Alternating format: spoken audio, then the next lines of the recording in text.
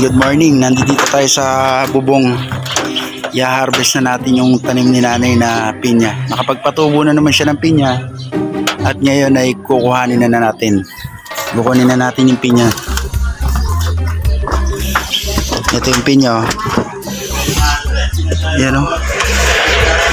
Sa taas lang ng bubong. Dalawa yan. Ito, dito tayo dumaan sa kabila. Dito tayo dumaan. Ayun yung isa oh. Kaya lang isa hilaw pa. Paano natin ito isa. Ito, ayan oh. Kunin natin ito, hinog na to. Ah, bumagsak na siya oh. Ah, mahigpit ah.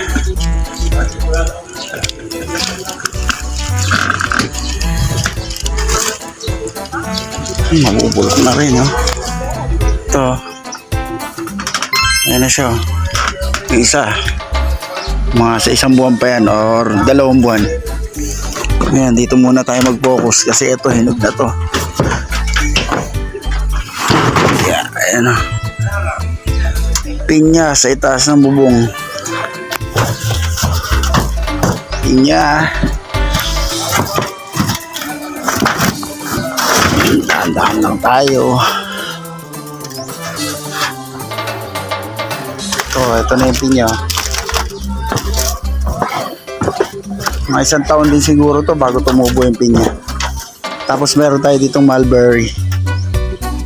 Ito, may bunga na rin siya yung mulberry. Ayan.